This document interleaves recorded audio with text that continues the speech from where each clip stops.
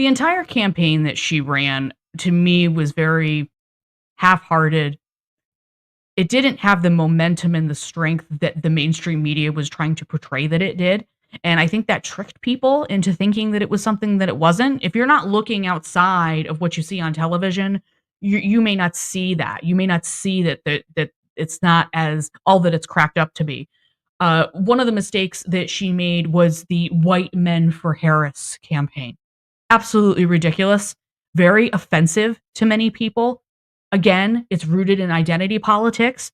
People are getting sick and tired of talking about race constantly, every single step of the way. There is so much more to people in this world and in this society and in America than what the color of your skin is. And I thought that that's the direction that we were going in, but apparently it matters a lot, and we still have to keep talking about it constantly.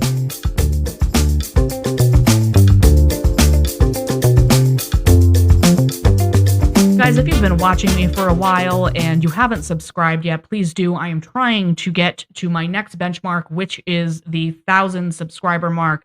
And it's an uphill battle, but please like, comment, and subscribe if you can. And thank you guys so much for the support. I have got so much to say today, but let me start with this. I was fully prepared to come on here and make a statement that Kamala Harris won the election, that we did, in fact, elect the first female president of the United States. I was ready to accept that. I was ready for that reality, to find a silver lining, because we don't have a choice sometimes, and we don't always get what we want. Unfortunately, there is an entire population of people out there that don't seem to understand this.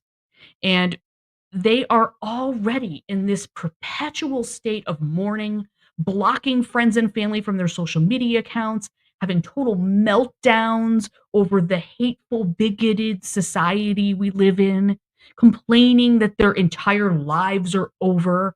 And most of all, they're out there asking how this could have happened and blaming the American people and Trump for his victory. I said this months ago, and I'll say it again.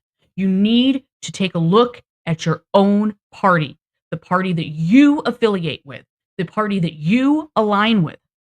What did they do wrong? What are their shortcomings? What improvements can they make? Because at the end of the day, there is no one to blame but the Democrats for losing the 2024 presidential election. Okay, Democrats, you were warned before today. You need a rebrand.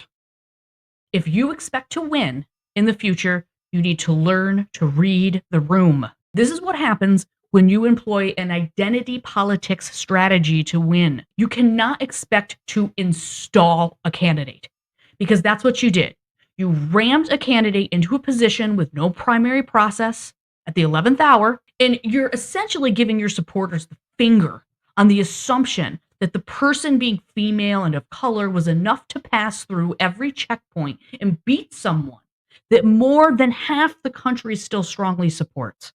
Those are the facts. You were banking on voters' hate for a person to somehow translate that to a positive. Someone said to me today that karma will get Trump. No, karma got the Democratic Party in Washington today for trying to play the American people for fools. What happens going forward, of course, is another story. But the bottom line is, I predicted this for more than a year. A lot of people have been talking about this for some time now. These are people that were Democrats, that were voting Democrat for most of their life or all of their life. And they noticed a change. And they sent out the warning bells, the red flags were going up, and nobody listened. Everybody just thought that they could coast through this. Some unsolicited advice here, guys. Stop watching legacy mainstream media. Stop doing it. Stop consuming it. And stop taking it all as fact and gospel all the time. There is some nefarious and underhanded stuff that's happening with the mainstream networks. And honestly, part of what got me to wake up was the fact that not everything that happened under Trump's administration was nearly as bad as what they made it out to be. You know, I know that not everybody is happy today, and I know that not everybody is satisfied with this outcome or feels like they're in a good place today because they don't like Trump and they are, quite frankly, I think a lot of people are afraid of this person. And, once upon a time in a different life, I think I was probably knocking on that same door. But I've learned a lot over the years in studying politics and speaking with people and doing this podcast and opening my world up to other things other than what I see on TV. And I have to tell you that the Democrats have really failed so many people and have betrayed people, especially with what happened in July when they installed Kamala Harris as a candidate and they didn't provide any kind of primary for the people. They didn't even try to fake it. They just said, this is what you get. And I think that was, the most underhanded thing of all that they could have done. And it was the end of the line right then and there for many people. And they didn't even care.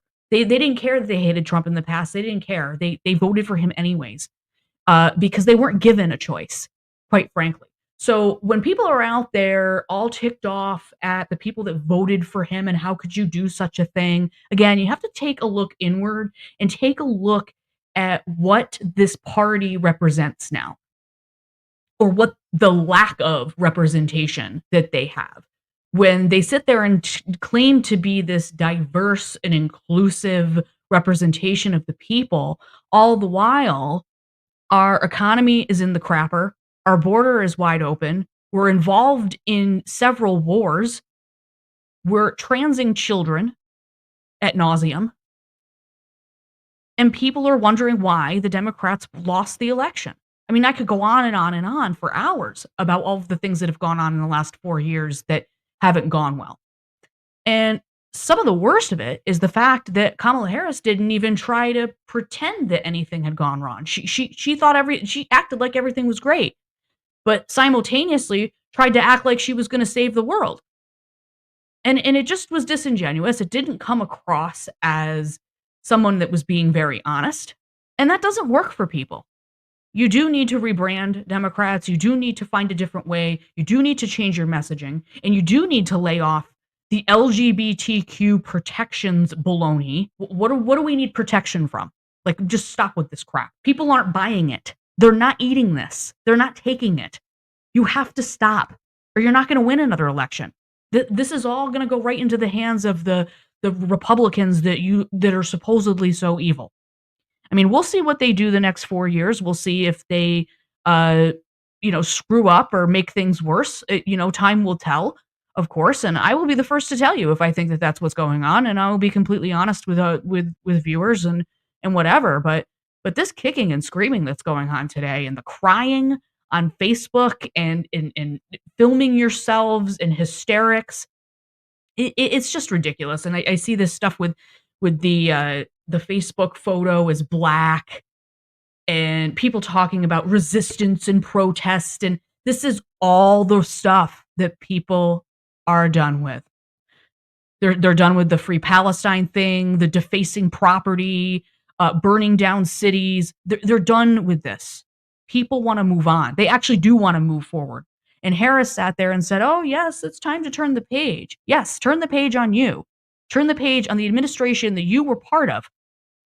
What the Democrats should have done is they should have started preparing for this a couple of years ago, especially knowing that Biden was not doing very well, cognitively or whatever. They knew that. They were lying about that the whole time as well, which is another reason and another thing to add to the list of why you lost. They should have started preparing for this a long time ago. And if they had started grooming a candidate, even if they were doing it behind the scenes, and then they slowly started to integrate it and slip it into the picture, it probably would have come across a lot differently. And they could have had a candidate that, even if they were kind of part of that administration, they could at least separate themselves from it more and at least pretend that they weren't part of it and kind of craft out their own person and own entity to say, hey, you know what? We do need to work on the economy more, and this is how we're going to do it. Or, you know what? I do think Biden may not have done a fantastic job on the border, and here's my plan to make those improvements. And here's why I think my plan is better than Trump's plan, et cetera, et cetera. But instead, we just got a whole bunch of nothing and garbage from somebody who is probably one of the most far left liberal, it's beyond liberal, progressive candidates in the Democratic Party that we've ever seen. And she knows that. And a lot of people know that because she's said enough over the years to prove that. But now all of a sudden she's against fracking. Now all of a sudden she wants a wall. Now all of a sudden, she wants a opportunity economy and no one even knows what the hell that means. Okay. So it's what this boils down to is that the people that are mad right now are mad just because they don't like Trump. They're not mad because they love Kamala Harris and they think that she was the answer. They're mad because they hate Trump. We have to stop this. We have to stop acting like this. People need to see the silver lining the same way I would have seen the silver lining if Kamala Harris had won. Would I have been critical? Would I have said stuff? Would I have bitched a little bit? Absolutely. And I'm still going to do that. You're probably going to hear me say things over the next 4 years about President Trump that you're not going to like and you're not necessarily going to agree with too. But if you have common sense and you like healthy discourse, this is definitely the place for you. And, I'm not always right. None of us are always right about everything that happens and everything that we say and do. The entire campaign that she ran to me was very half-hearted. It didn't have the momentum and the strength that the mainstream media was trying to portray that it did. And I think that tricked people into thinking that it was something that it wasn't. If you're not looking outside of what you see on television, you may not see that. You may not see that it's not as all that it's cracked up to be. One of the mistakes that she made was the White Men for Harris campaign. Absolutely ridiculous, very offensive to many people. Again, it's rooted in identity politics. People are getting sick and tired of talking about race constantly, every single step of the way. There is so much more to people in this world and in this society and in America than what the color of your skin is. And I thought that that's the direction that we were going in, but apparently it matters a lot, and we still have to keep talking about it constantly. We need to end this. People are people, and they come in all different shapes and sizes. They come with all different talents, all different personalities, all different ways of life, and that's the beauty of America. Picking Tim Walz was a huge mistake. Why pick Tim Walz when you could have picked Josh Shapiro, who is the governor of Pennsylvania? Pennsylvania was a big prize. Okay, that's one of the biggest prizes in the presidential election because there's so many electorals that go around there. It's a big state, and there's a lot of working class people there. Josh Shapiro could have had a lot of pull to help her with some of that. Why she picked Tim Walz, who again is one of the most left wing people that during COVID, burning down half of Minneapolis, he's one of the most liberal governors in the United States of America. And he doesn't come across as very intelligent. He comes across to me as kind of creepy. It kind of comes across to me as a doofus. Sorry if you don't like that, but that's how it looked to me. He didn't I didn't take him seriously as somebody that would be next in line to be president. And I'm not entirely surprised because I never really thought much of Kamala Harris either as being a good next in line person in case something happens to the president. I was not ever impressed with her. I didn't like the fact that Biden picked her. I thought it was a DEI select. And that's again something that we need to get away from. We need to get away from everything being about inclusion and identity. If people walked around and wanted to hire me over the sheer fact that I'm a lesbian, I would be offended and appalled. I think that's an absurd thing that just because I'm gay, I deserve some kind of a special privilege for something or I deserve a certain job over something that I can't control. Talking about abortion nonstop, it's just turning people off. And it's not at the top of the list the way people think it is. And when I say people, I mean the Democratic Party. They think all these women are going to go running scared because Roe v. Wade was overturned 2 years ago under Biden. Yes, I understand that it probably has something to do with the fact that there's a more conservative court now. I get that. But they've been talking about overturning Roe v. Wade for decades, guys. And it is back to the states now. And it is what it is. And it's not going to change. And Kamala Harris was not going to be able to do anything about it, especially if they didn't have control of the Senate. And that's the thing that I don't understand what people thought they were going to get from her. This is a very specific, serious thing that people have a lot of thoughts and feelings and opinions about, and not everybody agrees on, which is, I think, why, or at least in part why, many people feel it should go back to the states and be dealt with on that level, depending on where you live.